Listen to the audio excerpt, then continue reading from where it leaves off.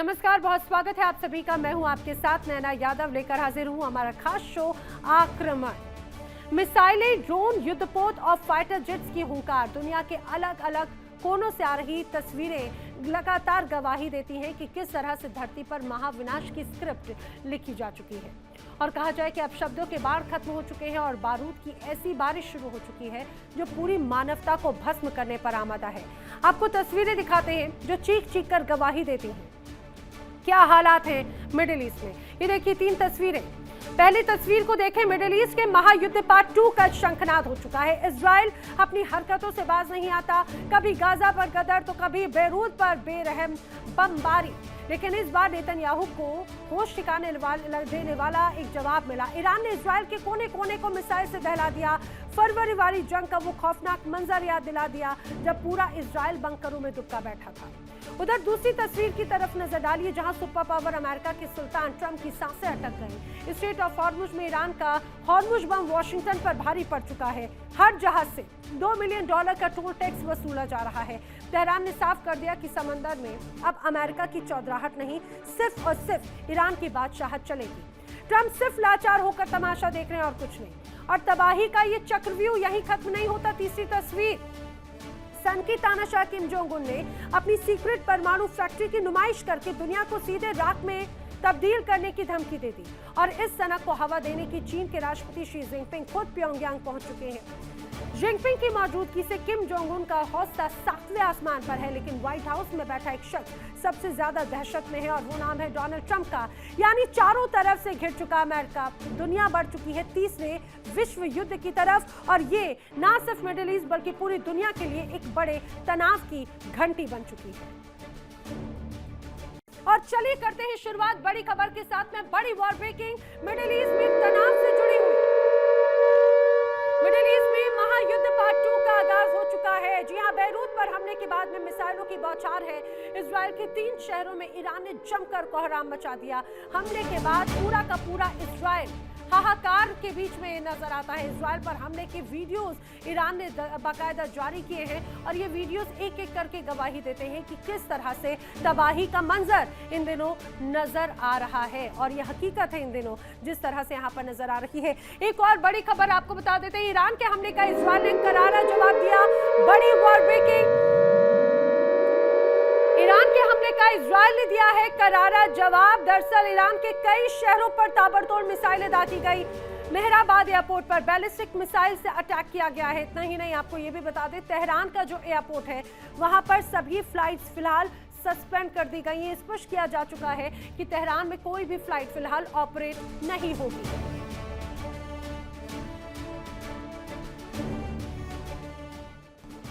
यानी middle east में फिर महाजंग शुरू हो चुकी है, जिसका रुकना मुश्किल नहीं बल्कि नामुमकिन नजर आता है।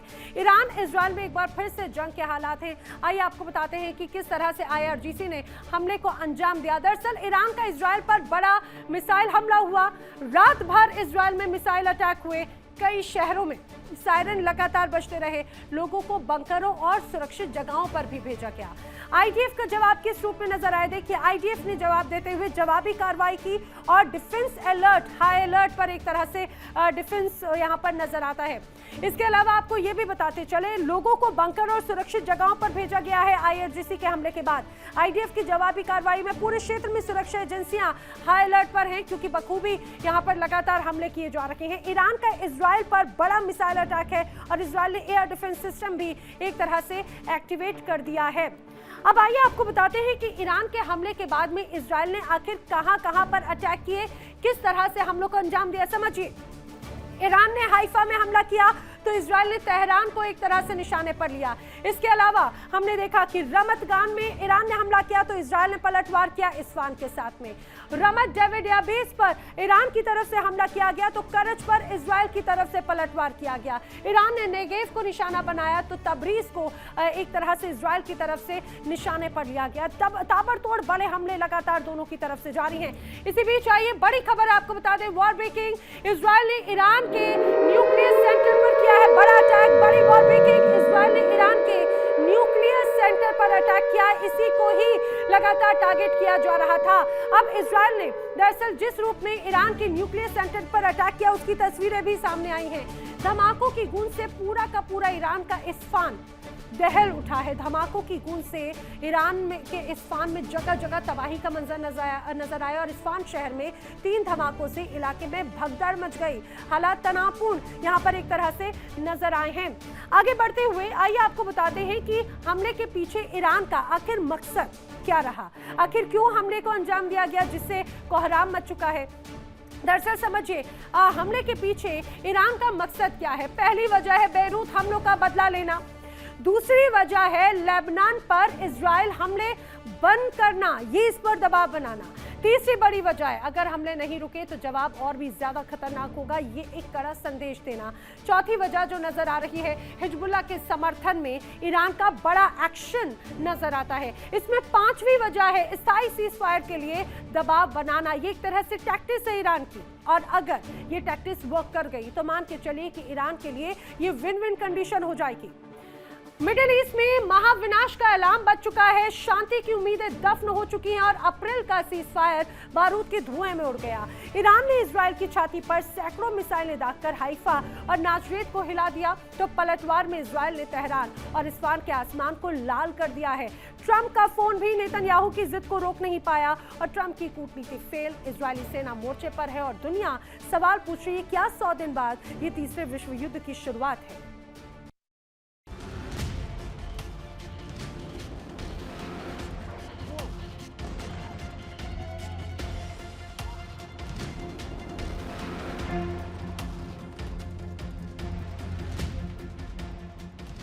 ये शांति का अंत है या विनाश का नया चैप्टर है। लेबनान की राजधानी बेरूत के दक्षिणी उपनगरों पर जब इजराइल ने बम बरसाए तो तेहरान का खून उबल उठा। ईरान ने चेतावनी दी थी कि वो चुन चुन कर बदला लेगा और सोमवार की रात ईरान ने अपनी मिसाइलों का मुंह इजराइल की तरफ खोल दिया। एक के बाद एक कयामत बनकर टूटी ईरानी मिसाइलों ने इजराइल के डिफेंस सिस्टम को चुनौती देते हुए हाइफा और नाजरेत जैसे शहरों को दहला दिया।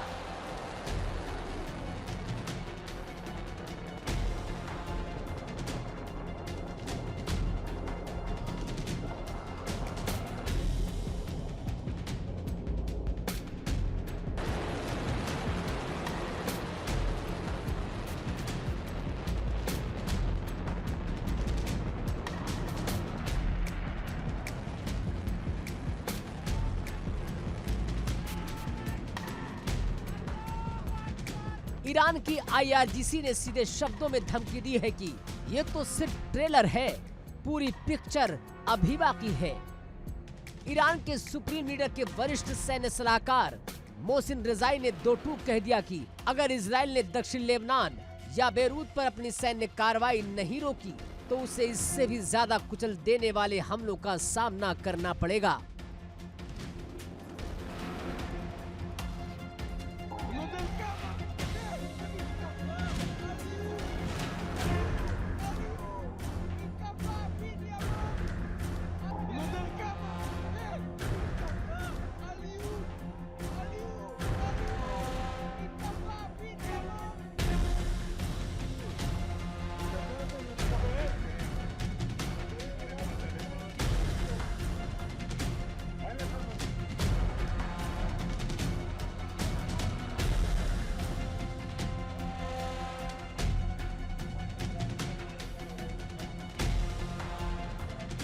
ईरान के सैकड़ों मिसाइल लॉन्चर इस वक्त रेडी टू फायर मोड पर हैं, जिनकी उंगली ट्रिगर पर है और जो इजराइल को नक्शे से मिटाने की कसम खा चुके हैं।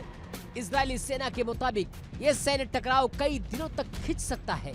यही वजह है कि इजराइल की होम फ्रंट कमांड ने सुबह से ही अपनी लाखों रिजर्व सैनिकों की लामबंदी शुरू कर दी है।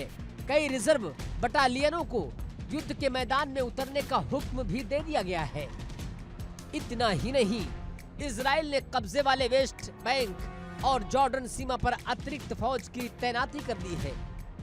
यानी इजराइल चारों तरफ से घिर चुका है और वो एक साथ कई मोर्चों पर महायुद्ध की तैयारी कर रहा है।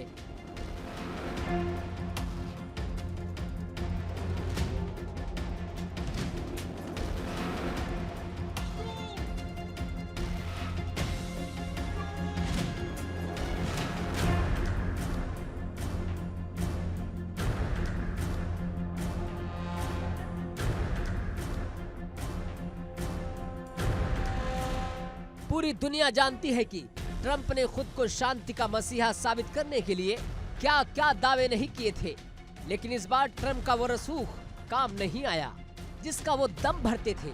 अमेरिकी राष्ट्रपति ने खुद बेंजामिन नेतन्याहू को फोन करके हमले रोकने को कहा था, लेकिन नेतन्याहू ने सुपर पावर की नसीहत को मलबे में तब्दील कर दिया। जैसे ही ईरानी मिसाइलें इजराइल की जमीन पर गिरी, नेतन्याहू के लड़ाकू विमानों ने ईरान के इस्फहान और तेहरान को दहला दिया।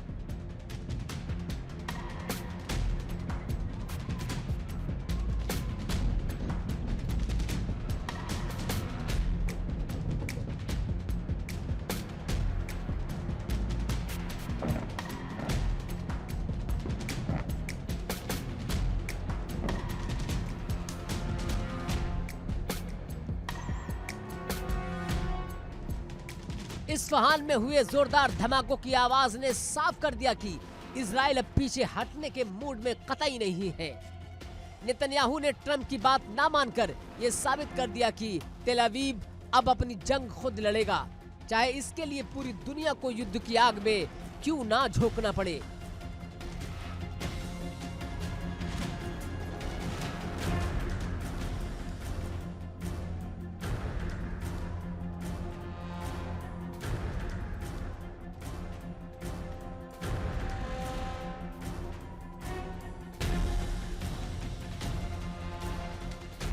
ट्रंप सिर्फ लाचार होकर देख रहे हैं और इधर तेहरान से लेकर यरूशलेम तक विध्वंस की स्क्रिप्ट पर दस्तखत हो चुके हैं।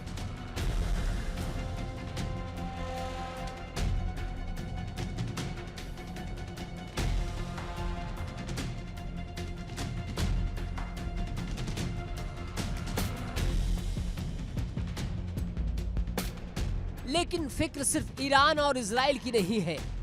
कूटनीति के जानकार मान रहे हैं कि अगर ये युद्ध अब नहीं रुका तो तबाही की ये आग पूरे अरब जगत को अपनी चपेट में ले लेगी।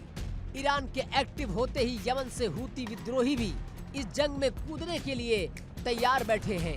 लाल सागर से लेकर इजराइल के दक्षिणी छोर तक हूती लड़ाके ड्रोन और मिसाइलों से गदर मचाने की प्लानिंग कर चुके हैं।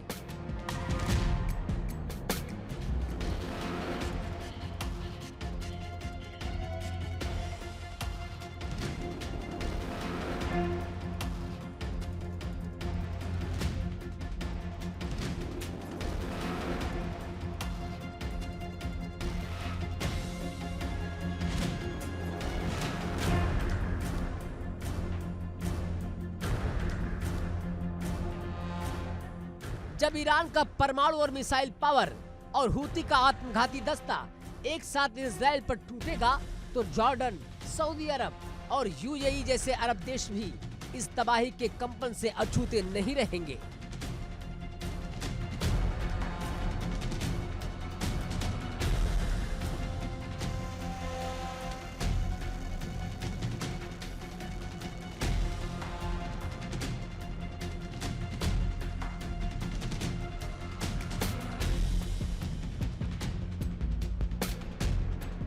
पूरा मिडल ईस्ट बारूद के ऐसे ढेर पर बैठ गया है जहां एक और चिंगारी और सब कुछ स्वाहा हो जाएगा। तबाही चीख चीख कर कह रही है कि ये 100 दिन का युद्ध विराम सिर्फ एक शांति नहीं बल्कि एक बड़े तूफान से पहले का सन्नाटा था।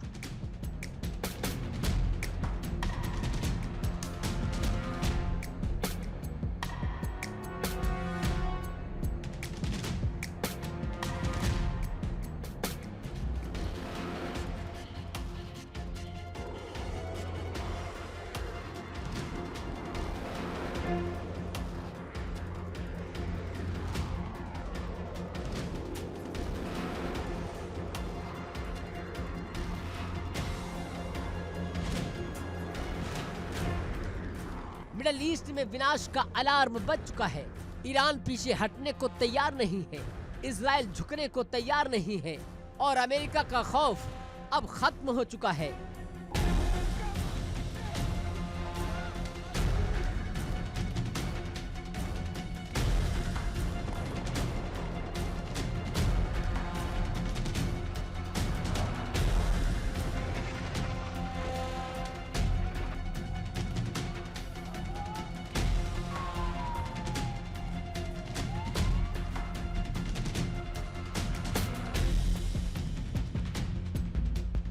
जब महाशक्तियों की धमकियां बेअसर हो जाएं और तानाशाह युद्धवीर अपनी जिद पर अड़ जाए तो अंजाम सिर्फ और सिर्फ कयामत होता है।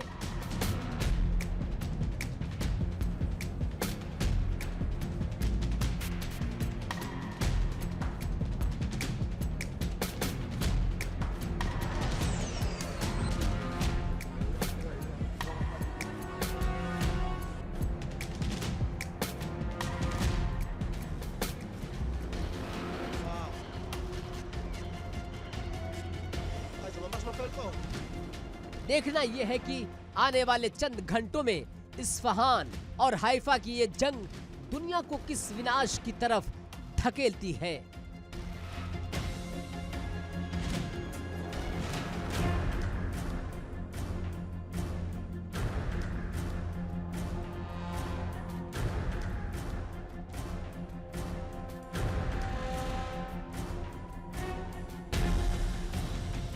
Bureau report, India daily.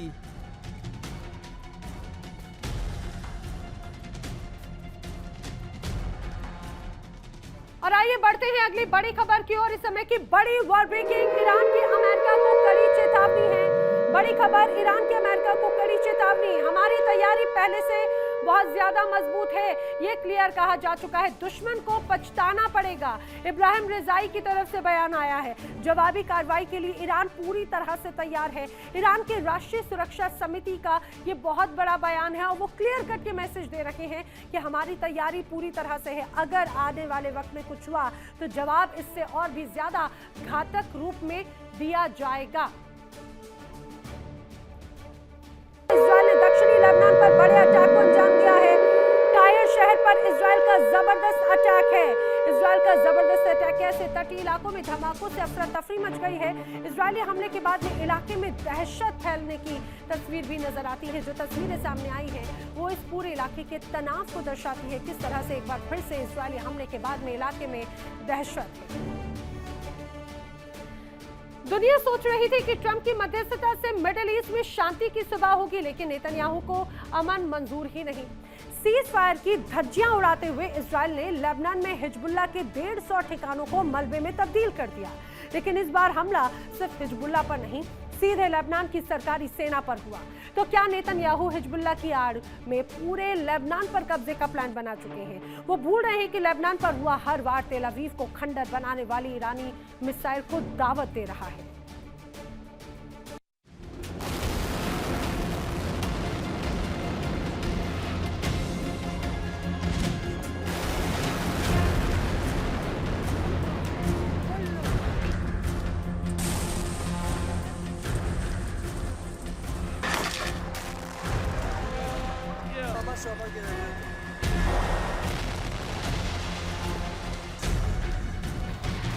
ये मंजर गवाह है कि नेतन्याहू किस कदर जंग के उन्माद में अंधे हो चुके हैं।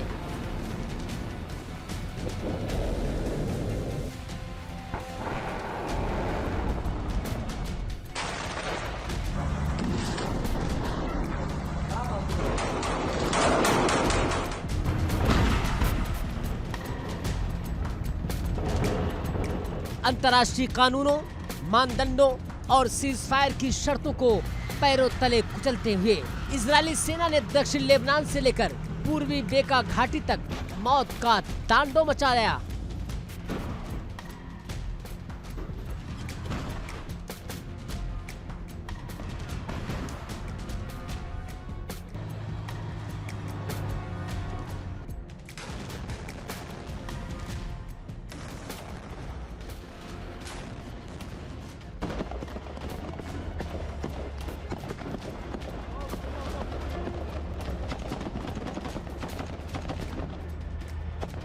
महज कुछ दिनों पहले जिस युद्ध विराम पर सहमति बनी थी उसे मलबे में मिलाते हुए इजराइल ने एक साथ 150 ठिकानों पर बम बरसाए।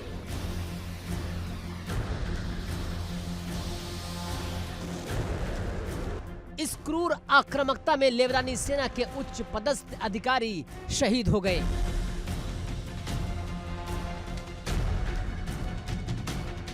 लेबनानी सेना के मुताबिक उनके वाहन को जानबूझकर निशाना बनाया गया।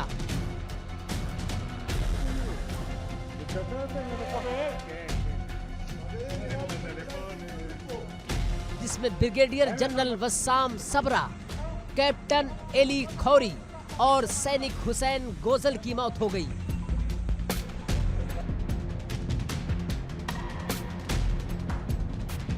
लेबनान के राष्ट्रपति जोसेफ औन और प्रधानमंत्री नवाफ सलाम ने इस हमले की कड़े शब्दों में निंदा की और इसे लेबनान की संप्रभुता पर सीधा हमला बताया।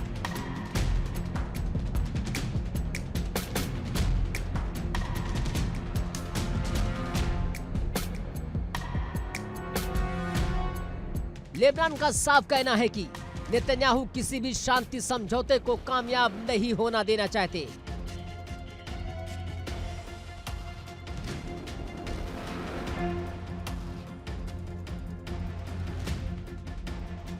वो हिजबुल्लाह के फाइबर ऑप्टिक ड्रोन हमलों से इतने डरे हुए हैं कि अब वो पूरे लेबनान को तबाह करने पर उतारू हो गए।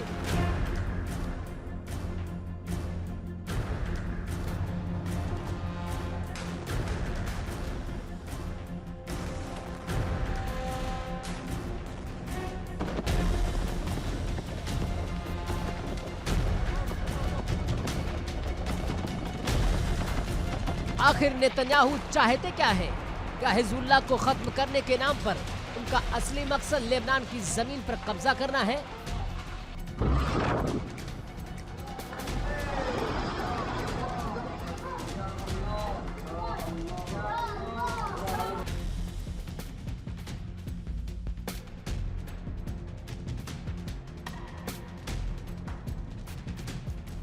कूटनीति के जानकार मानते हैं कि नेतन्याहू इस वक्त एक बहुत बड़ी गलतफहमी के शिकार है।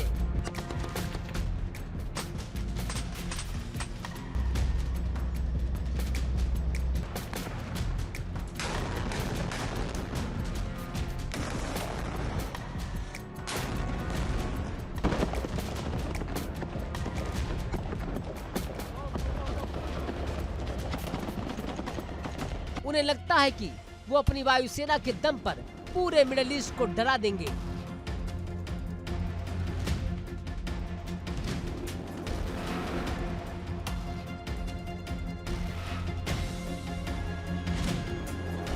लेकिन वो भूल रहे हैं कि ये 2026 का नया मिडिल ईस्ट है।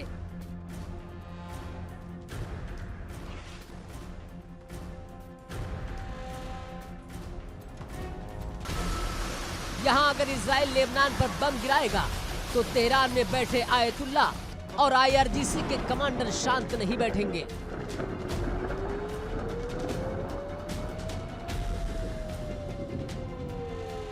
ईरान ने पहले भी इजराइल के आयरन डोम का घमंड चूर चूर कर दिया।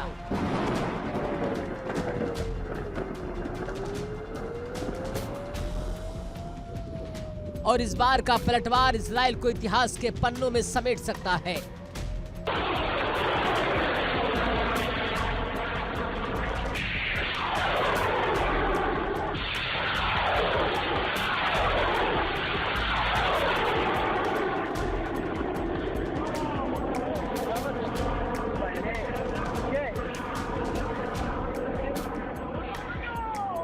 शायद नेतन्याहू की याददाश्त कमजोर हो गई या फिर वो जानबूझकर अपनी आवाम को मौत के कुएं में धकेलना चाहते हैं।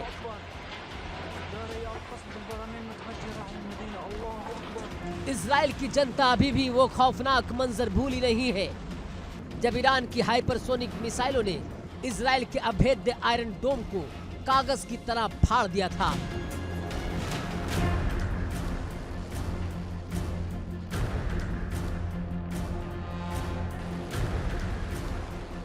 तेल अवीव से लेकर हाइफा तक लाखों इजरायली नागरिक बंकरों में छिपे बैठे थे और ऊपर आसमान से मौत बरस रही थी।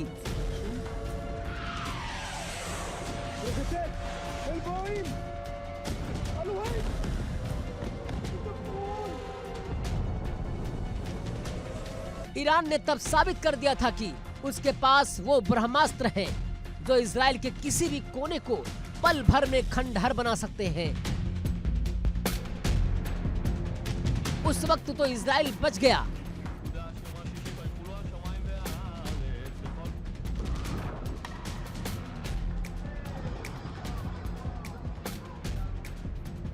लेकिन अब लेबनानी सेना के जनरलों की मौत के बाद ईरान का गुस्सा दोबारा भड़क उठा तो नेतन्याहू के पास छिपने के लिए बंकर भी कम पड़ जाएंगे।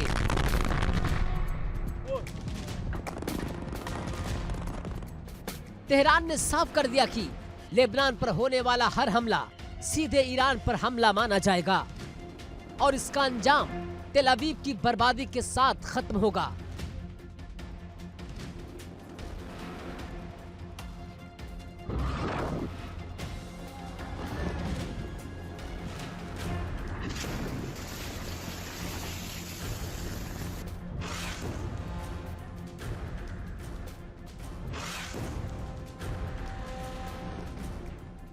विशेषज्ञों का दावा है कि नेतन्याहू इस जंग को जानबूझकर लंबा खींच रहे हैं क्योंकि सीज़फायर होते ही उनकी राजनीतिक जमीन खिसक जाएगी। हिजबुल्लाह की आड़ में लेबनान के इलाकों पर कब्जा करना और अपनी धाक जमाना, यही नेतन्याहू का अंतिम गेम प्लान नजर आता है।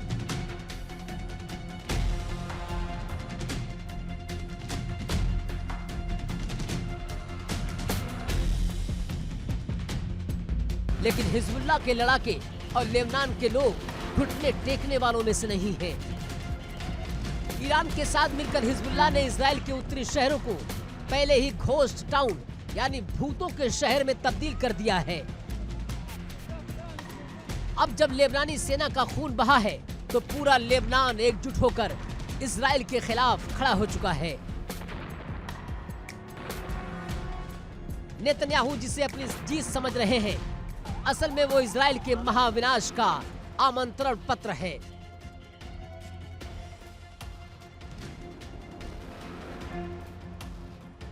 बारूद का ढेर तैयार है, बस एक बड़े धमाके की देर है और पूरा मिडल ईस्ट एक ऐसे महायुद्ध में स्वाहा होने जा रहा है जिसे रोकना अब किसी महाशक्ति के बस में नहीं।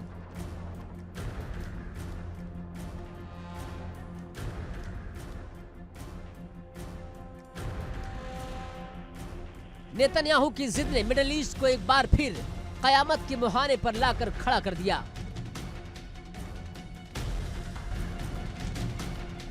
सीज़फायर टूट चुका है, लेबनानी सेना के अफसरों का खून बह चुका है और ईरान के सब्र का बांध टूटने ही वाला है। अब सवाल ये नहीं कि जंग रुकेगी या नहीं, सवाल ये है कि जब ईरान की मिसाइलें दोबारा तेल अवीव और हाइफा को खंडहर बनाने के लिए उड़ेंगी, तब नेतन्याहू अपनी आवाम को किस मुंह से सांत्वना देंगे।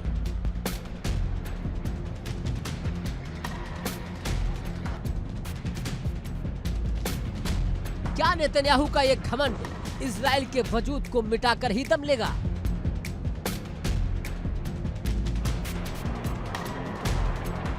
Bureau report, India daily.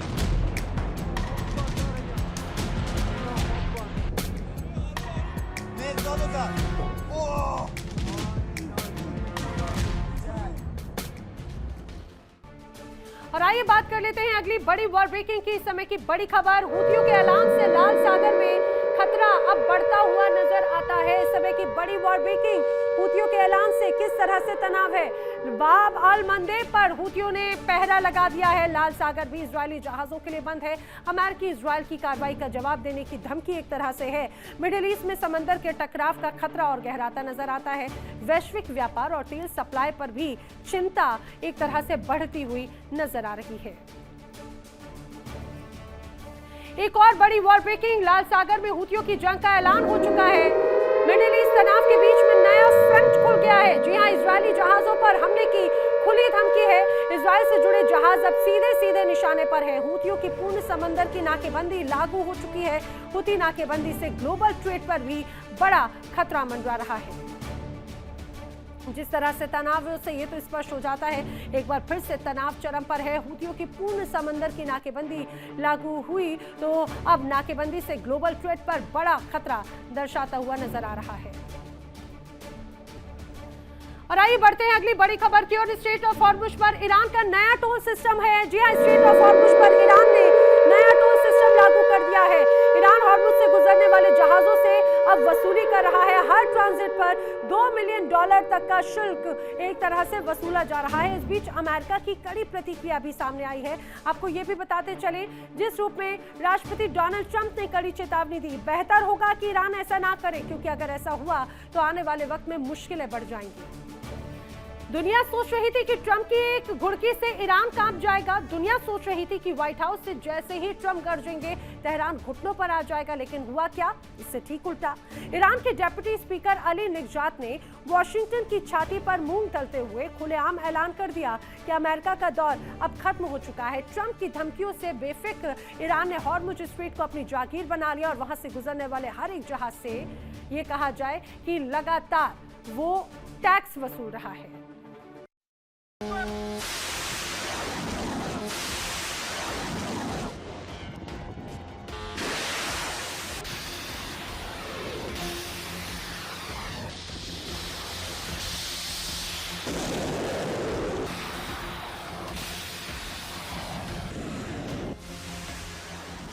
ये 21वीं सदी का नया ईरान है, जो ना झुकना जानता है, ना रुकना जानता है और ना ही महाशक्तियों की खोखली धमकियों से डरता है।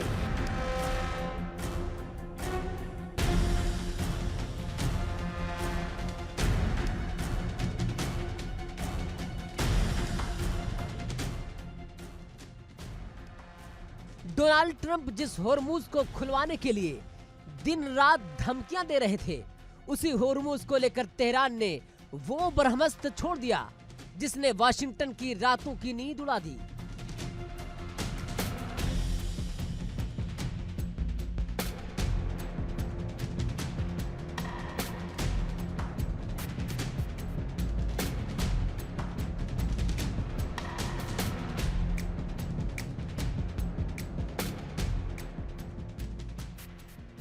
ईरान की संसद के डिप्टी स्पीकर अली निगजाद ने दो टूक लहजे में कह दिया कि होर्मुज स्ट्रेट हमारे लिए परमाणु बम से भी ज्यादा जरूरी है। हमारा असली परमाणु बम यही स्ट्रेट ऑफ होर्मुज है।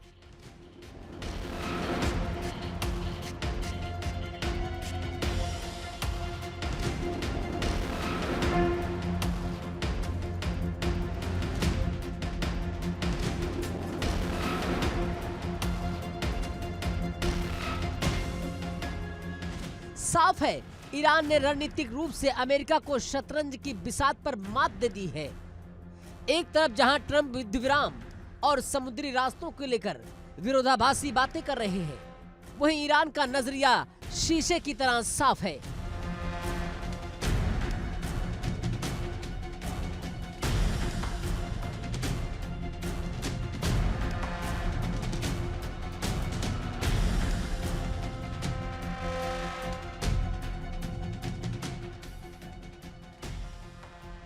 ईरान जानता है कि दुनिया की दुखती रग कहां है।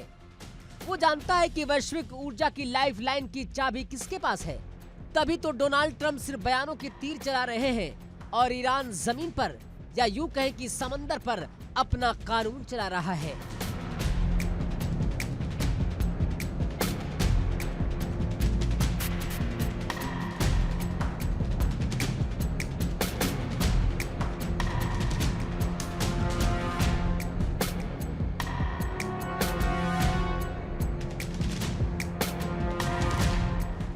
अब जरा समझिए कि ईरान की इस हुंकार ने ट्रंप को लाचार क्यों कर दिया। ये जो होर्मुज स्ट्रेट आप देख रहे हैं, ये कोई मामूली समंदर का रास्ता नहीं है। दुनिया भर में जितना भी कच्चा तेल और LNG की सप्लाई होती है, उसका 20% हिस्सा अकेले इसी रास्ते से गुजरता है।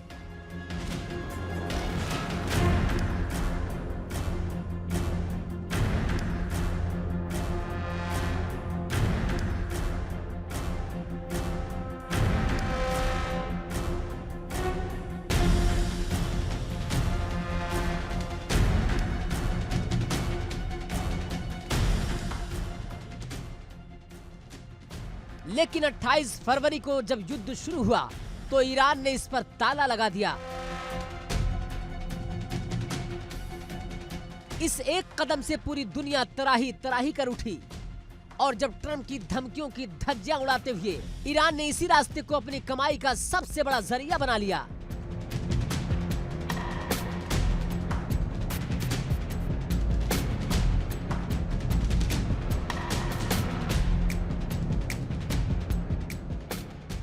एक नई और सनसनीखेज रिपोर्ट ने खुलासा किया कि ट्रंप की धमकियों से बेपरवाह ईरान इस जलमार्ग से गुजरने वाले हर जहाज से 15 से 20 लाख डॉलर की मोटी रकम वसूल रहा है।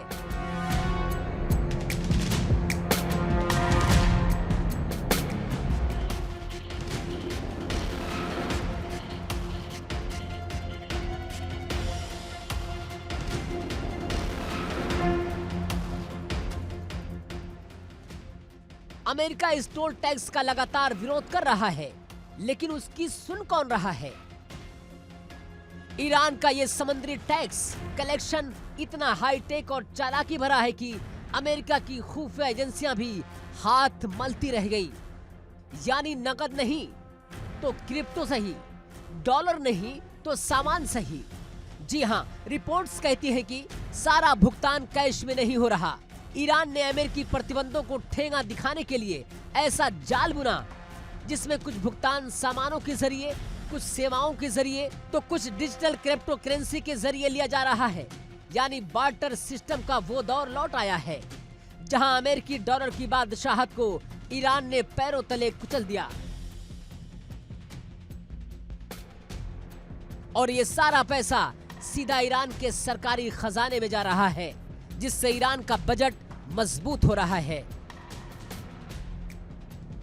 वहीं दूसरी तरफ अगर ट्रंप ने कोई हिमाकत की और इस जलमार्ग को पूरी तरह ब्लॉक कर दिया तो दुनिया के बाजार से हर दिन 16 मिलियन बैरल तेल गायब हो जाएगा। तेल का खेल खत्म हो जाएगा। दुनिया भर की अर्थव्यवस्थाएं ताश के पत्तों की तरह ढह जाएंगी। यही वो डर है जिसने महाशक्ति अमेरिका के हाथ बांध रखे हैं। ट्रंप सिर्फ व्हाइट हाउस के पोडियम पर खड़े होकर गरज सकते हैं, लेकिन होर्मुज की लहरों पर राज सिर्फ और सिर्फ तेहरान का चल रहा है। ईरान ने जो ठाना वो करके दिखाया और ट्रंप सिर्फ लाचार और बेबस होकर देखने के अलावा कुछ नहीं कर पा रहे। तो साफ है ईरान ने ट्रंप की धमकियों की हवा निकाल दी। जिस अमेरिका के नाम से कभी दुनिया कांपती थी, आज उसी अमेरिका के ठीक नाक के नीचे ईरान समंदर का नया डॉन बनकर उभर रहा है। हर जहाज से 2 मिलियन डॉलर की वसूली इस बात का सबूत है कि अब दुनिया वाशिंगटन के इशारे पर नहीं बल्कि तेहरान के तेवरों से चलेगी। डोनाल्ड ट्रंप की धमकियां खोखली साबित हो चुकी हैं और ईरान का होर्मुज बम सुपर पावर पर भारी पड़ चुका है। Bureau report, India daily.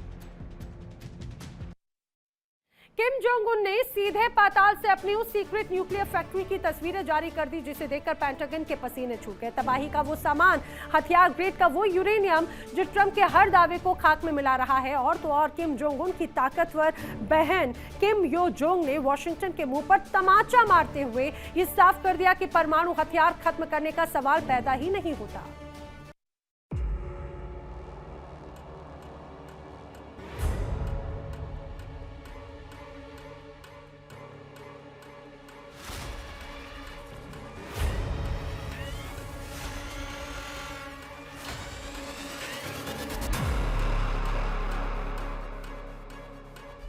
ये तस्वीरें गवाह हैं दुनिया का सबसे खतरनाक तानाशाह इस वक्त किस कदर जंगी तैयारी में जुटा है। सालों तक जिस परमाणु कारखाने को उत्तर कोरिया ने दुनिया की नजरों से छिपा कर रखा था, उसे आज डंके की चोट पर पूरी दुनिया के सामने बेपर्दा कर दिया गया।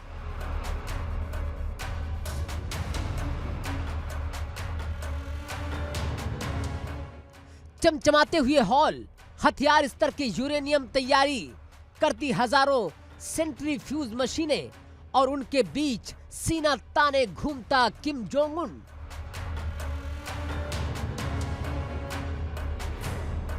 दुनिया इस वक्त बारूद के जिस ढेर पर बैठी है वहां माचिस की तीली सुलग चुकी है।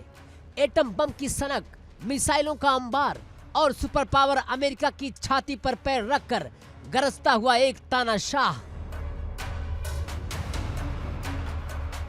उत्तर कोरिया के सन की सुल्तान किम जोंग उन ने आधी दुनिया की धड़कनें बढ़ा दी। दुनिया हैरान है, वाशिंगटन परेशान है और सियोल से लेकर टोक्यो तक सन्नाटा पसर गया है। यह अमेरिका के आक्रामक रुख को उत्तर कोरिया का वो जवाब है जिसने व्हाइट हाउस के होश उड़ा दिए हैं। तानाशाह किम जोंग उन ने खुलेआम ऐलान किया कि बीते 5 साल में उनके देश के हथियार ग्रेड परमाणु सामग्री बनाने की क्षमता 2 गुनी से ज्यादा हो चुकी है। अमेरिका और दक्षिण कोरिया जैसे दुश्मनों को उनकी औकात बताने के लिए किम ने साफ कर दिया कि अब परमाणु प्रतिरोधक क्षमता को मात्रा और गुणवत्ता दोनों में महाविनाशक बनाया जाएगा। विशेषज्ञों का दावा यह भी है कि इस सन की तानाशाह की तिजोरी में इस वक्त 100 से ज्यादा परमाणु वारहेड तैयार बैठे हैं और वो हर साल 6 से 18 नए परमाणु बम बनाने की ताकत भी रखता है।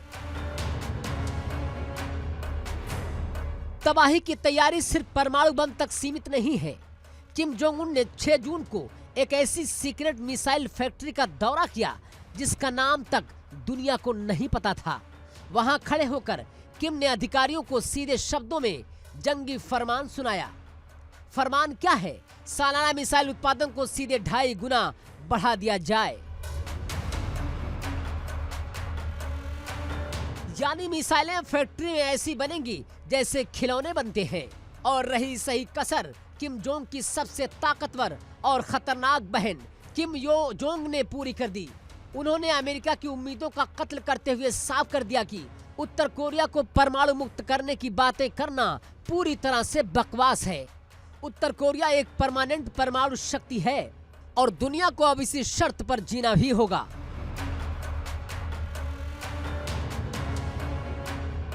साल 2018 और 2019 का वो दौर याद कीजिए जब डोनाल्ड ट्रंप और किम जोंग उन सिंगापुर और हनोई में हाथ मिला रहे थे।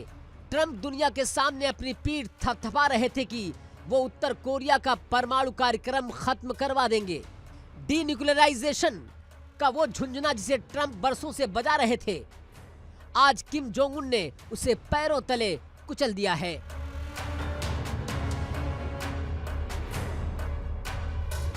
वो बातचीत ठंडी पड़ चुकी है, वो समझौते इतिहास के कूड़ेदान में जा चुके हैं। आज ट्रंप खेमा इस नए खुलासे से पूरी तरह से हतोत्साहित है, लाचार है, दहशत में है, क्योंकि जिस तानाशाह को ट्रंप अपना दोस्त बताते थे, आज वही दोस्त अमेरिका को तबाह करने वाले एटम बमों की फैक्ट्री का फीता काट रहा है।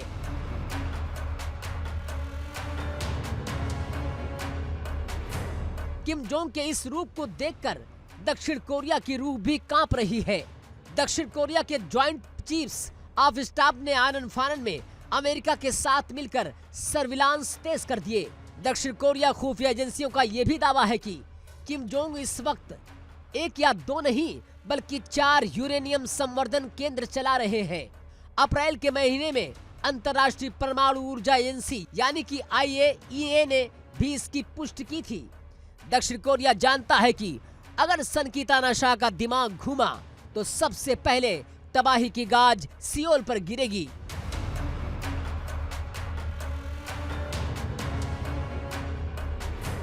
लेकिन सवाल यह है कि किम जोंग ने इस वक्त ये धमाका क्यों किया? टाइमिंग को देखिए, क्रोनोलॉजी को समझिए। उत्तर कोरिया का ये महाआक्रामकता ऐसे वक्त में सामने आई जब चीन के राष्ट्रपति शी जिनपिंग प्योंगयांग के ऐतिहासिक दौरे पर हैं। साल 2019 के बाद जिनपिंग का ये पहला उत्तर कोरिया दौरा है। चीन जो उत्तर कोरिया का सबसे बड़ा राजनीतिक और आर्थिक आका है, उसके पैर रखने से ठीक 1 दिन पहले किम जोंग उन ने दुनिया को अपनी न्यूक्लियर ताकत दिखाई है।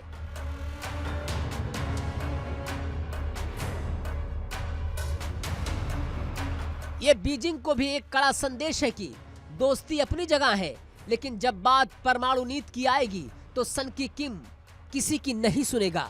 अमेरिका जो कल तक इस मुगालते में था कि वो प्रतिबंध लगाकर उत्तर कोरिया को भूखा मार देगा, आज वो देख रहा है कि चीन और उत्तर कोरिया की ये जुगलबंदी वाशिंगटन के वजूद को चुनौती दे रही है। डोनाल्ड ट्रंप सिर्फ बयानों के तीर चला रहे हैं और वहां प्योंगयांग में एक नया खतरनाक वर्ल्ड ऑर्डर तैयार हो चुका है।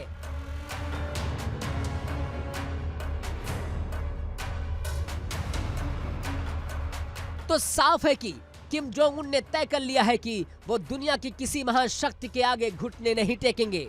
दुनिया की धमकियों और उनकी कूटनीति का जनाजा निकल चुका है। एक तरफ हुर्मुज में ईरान अमेरिका को ठेंगा दिखा रहा है, तो दूसरी तरफ प्योंगयांग में किम जोंग उन परमाणु बमों की नई फैक्ट्री खोलकर ट्रंप की लाचारी का तमाशा देख रहे हैं। अब देखना ये होगा कि जिनपिंग के दौरे के बाद मिडिल ईस्ट से लेकर ईस्ट एशिया का ये बारूदी खेल क्या मोड़ लेता है। Bureau report, India daily.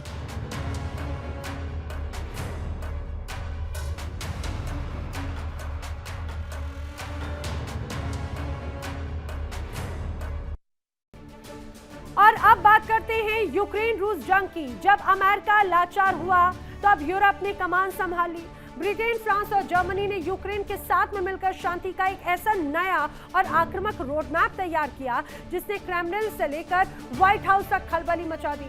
London में हुई एक सीक्रेट और महाबैठक के बाद पुतिन के सामने 5 ऐसी शर्तें रख दी गई जिन पर अब दुनिया की नजरें टिकी हैं। क्या ट्रंप के बूते से बाहर हो गई है ये जंग और क्या पुतिन मानेंगे यूरोप की ये शर्तें? देखिए रिपोर्ट।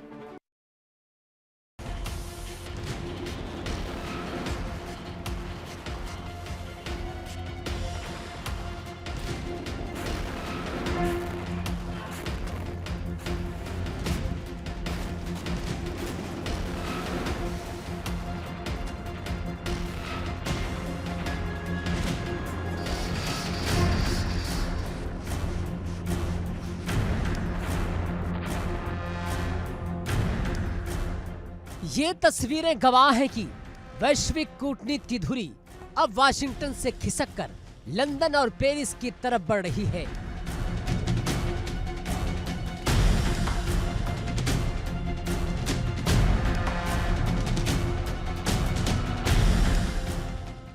राष्ट्रपति बनने के बाद ट्रंप ने पुतिन के साथ अलास्का में बैठक भी की, बड़े बड़े दावे भी किए, लेकिन नतीजा सिफर रहा।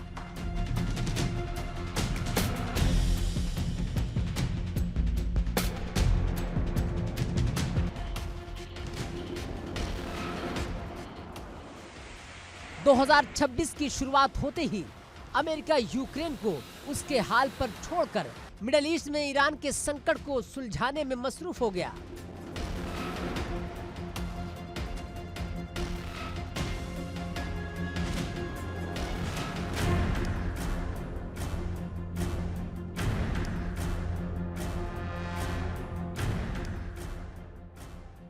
ऐसे में ज़ेलेंस्की को समझ आ गया कि सिर्फ अमेरिका के भरोसे हाथ पर हाथ धरकर नहीं बैठा जा सकता।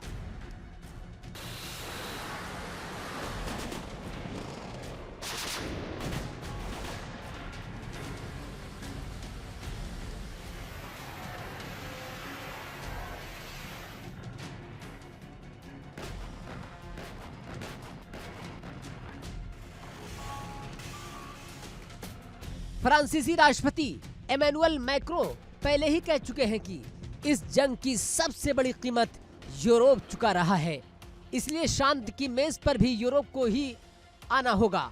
यही वजह है कि लंदन में यूरोप के 3 सबसे ताकतवर देशों और यूक्रेन के बीच एक इमरजेंसी मीटिंग हुई।